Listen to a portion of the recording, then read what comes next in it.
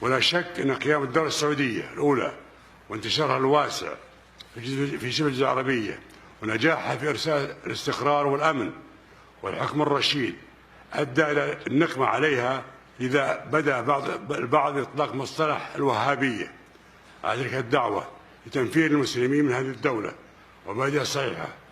وأنا هنا أدعو الجميع للعودة إلى تراث الشيخ محمد الوهاب والبحث في ثناياه عن أي شيء يخالف الكتاب والسنة النبوية المطهرة، ولن يجدوه أين الجديد أو الاختراع في هذه الدعوة حتى يطلقون عليها أشنع الألقاب والصفات ويصمونها أن تتضمن أشياء غريبة خارج عن الدين الإسلامي. قال الملك عبد رحمه الله كما جاء في صحيفة المرقرة: يسمون الوهابيين، يسمون مذهبنا بالوهابي باعتبار أنه مذهب خاص، وهذا خطأ فاحش نشأ عن الدعايات الكاذبة كان يبثها أهل الأغراض. ونحن لسنا أصحاب مذهب جديد أو عقيدة جديدة، ولم يأتي محمد عبد الوهاب الجديد، فعقيدتنا عقيدة السلف الصالح التي جاءت في كتاب الله وسنة رسوله وما كان عليه السلف الصالح. ونحن نحترم الأئمة الأربعة، لا فرق عندنا بين مالك والشافعي وأحمد وأبي حنيفة.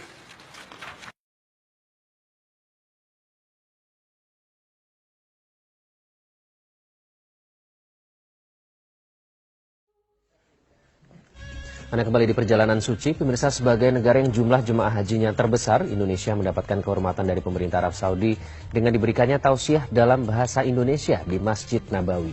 Saat ini ada 3 ustadz asal Indonesia yang rutin memberikan tausiah di Masjid Rasulullah itu. Siapa saja? Berikut kita simak liputannya. Beginilah suasana Masjid Nabawi di Madinah, Arab Saudi, setiap usai sholat subuh atau sholat maghrib. Jemaah berkumpul mendengarkan tausiah sesuai negara atau bahasa masing-masing. Ada 2 ustadz asal Indonesia yang diberi kehormatan memberi tausiah di Masjid Rasul ini.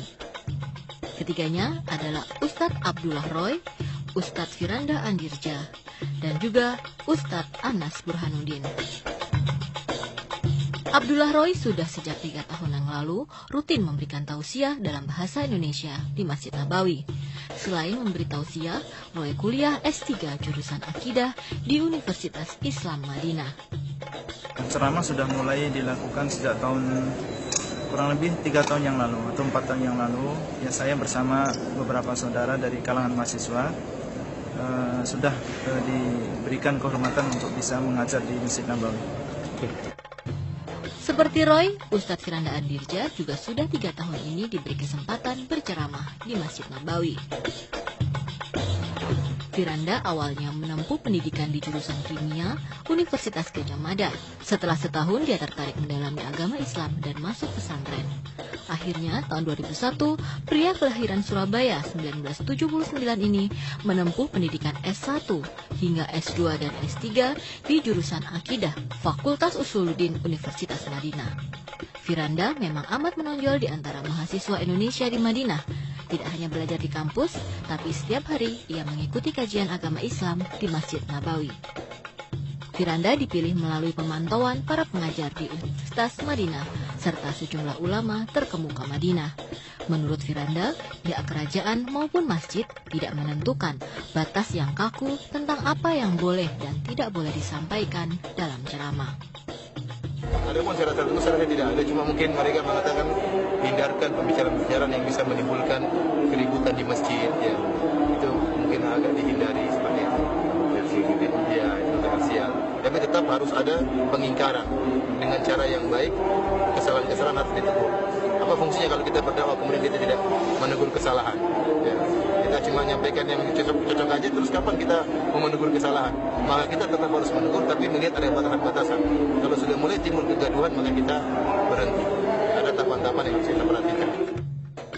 Selain keduanya, ada pula Ustadz Anas Burhanuddin yang bergantian memberi tausiah di Masjid Nabawi. Adanya ceramah berbahasa Indonesia ini mendapat sambutan baik jemaah asal Indonesia. Dari Madinah, Arab Saudi, Budi Purnomo, Tubagus Fajar, Metro TV.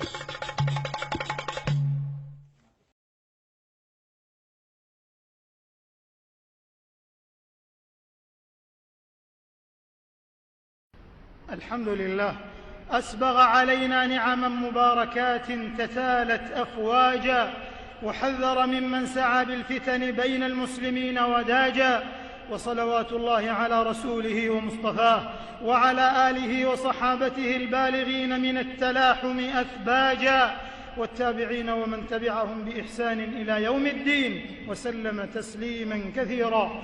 أما بعد فاتقوا الله عباد الله واعلموا أن الأعمار سريعة الانقضاء فلا تبقى فتزودوا من التقوى تزكو أحوالكم وفي معارج القبول ترقى. إخوة الإسلام، ومن فضل الله على هذا المنهج السلفي الصحيح أن كتب الله له البقاء والانتشار، بينما تعيش كثير من الشعارات والدعوات العثار والاندثار. ولقد تفيأت بلادنا المباركة بلاد الحرمين الشريفين في تاريخها الإسلامي المشرق عقيدة سلفية ودعوة إصلاحية تجديدية أسفرت عن التمكين المكين لهذا الدين المتين بعد المراغمة مع جحافل الزيغ والباطل التي اندحرت بفضل الله فليلة العرنين. وكان من هذه الدعوات المباركات الطيبات الزاكيات دعوة الإمام المجدد إمام الدعوة الشيخ محمد بن عبد الوهاب رحمه الله وطيب ثراه، قد قام في الدنيا مقام هداية يدعو إلى التوحيد والإيمان وأضاء نورا لم يزل متألقا يهدي به لله كل أواني.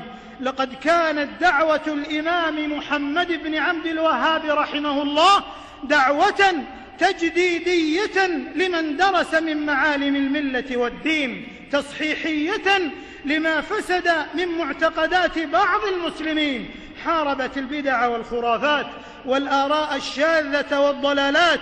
لم تكن دعوة إلى دين جديد ولا إلى مذهب خامس، بل ترسمت هدي سيد الأنبياء والصحابة الأصفياء والتابعين الأوفياء في العمل بالكتاب والسنة، وهي بريئة كل البراء عن مباءات التكفير ومنهج الخوارج الخطير.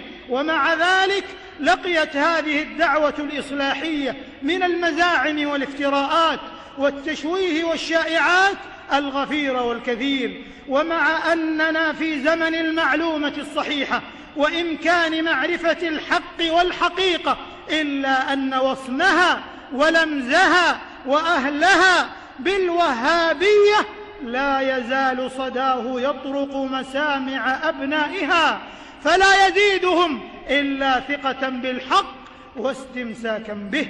وإن بلاد الحرمين الشريفين حرسها الله لتنهج المنهج السلفي الوسطي المعتدل القائم على نور الكتاب والسنة ومنهج السلف الصالح لهذه الأمة، تقبل الحق ممن جاء به دون نظر إلى أصله أو نسبه أو شكله أو رسمه، وتمد يدها للاجتماع والائتلاف والتعاون مع جميع المسلمين في تحقيق الأخوة الإسلامية والاعتصام والوئام ونبذ الفرقة والانقسام.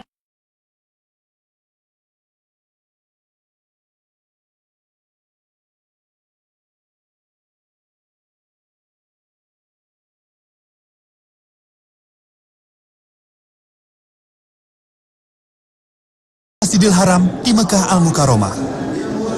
Inilah masjid di mana kita akan dengan mudah menemukan berbagai etnis dan suku bangsa.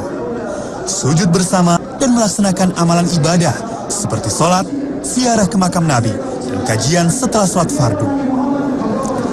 Ada yang menarik dari aktivitas kajian di sini, karena salah satu pengajarnya adalah putra asli Indonesia. Rupanya, inilah upaya dari pihak masjid untuk memfasilitasi hausnya ilmu dari jamaah asal Indonesia yang cukup banyak pada musim haji. Salah satu sosok pengajar di Masjid Nabawi adalah Franda Andirja Abidin. Pria kelahiran Surabaya ini dipercaya pihak Masjid Nabawi untuk menjadi pengajar tetap bagi jamaah Indonesia yang ingin menimba ilmu Islam. Ceritanya tiba-tiba saya dipanggil ya. Ternyata Masjid Nabawi mulai memprogram-program baru yang berkaitan dengan kemaslahatan para jemaah haji dan jemaah umroh.